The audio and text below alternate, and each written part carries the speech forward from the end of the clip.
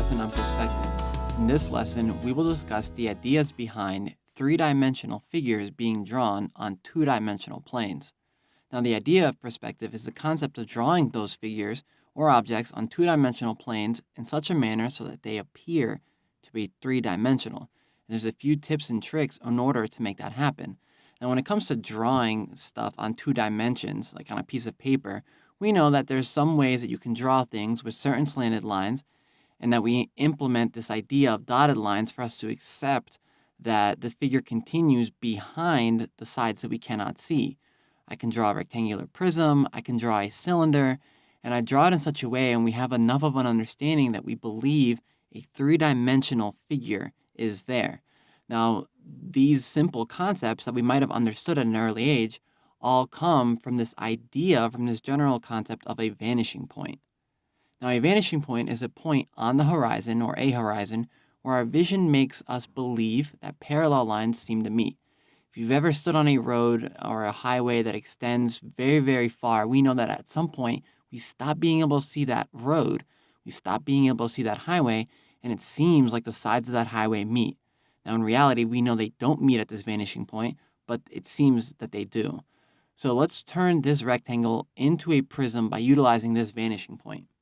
So the first thing I'll do is connect the vanishing point to the four vertices of my rectangle. And I can draw all these lines solid. I'll be erasing some of the lines later. From here, I'll draw and connect some of the lines with lines that are parallel to the sides of this rectangle. So I'll draw a vertical line, and then a horizontal line, and then again draw down, and then draw the bottom and draw a cross. Now, by carefully erasing some of the lines, we see that I've successfully drawn not the same type of rectangle, but a smaller, similar rectangle, and I've drawn a rectangular prism that appears as if it's three-dimensional, and from a perspective such that we have a front, and we're standing at the front so that the back of the rectangle looks smaller because it's farther away from our perspective point.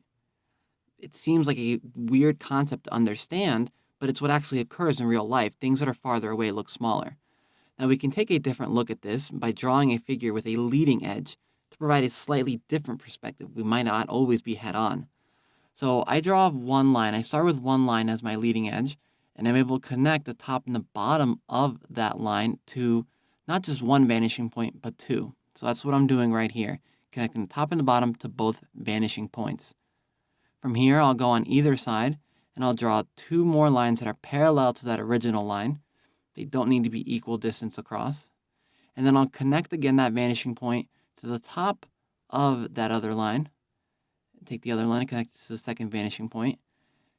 And to create my final vertex, and with careful erasing, I see that I've created another rectangular prism, but this one I'm looking at from a different angle. I'm not looking at it head on.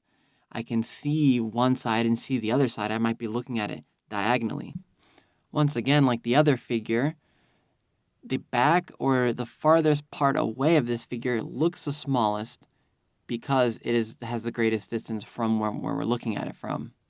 So let's do some practice and let's look at some figures and determine if these figures were drawn with one vanishing point or two. And of course, we'll discuss and justify our answer.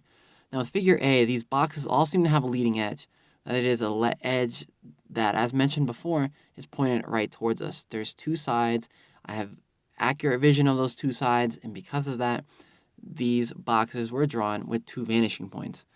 Now, this checkered floor, by contrast, we are looking at what could be some of the sides, but in reality, we're looking at the front.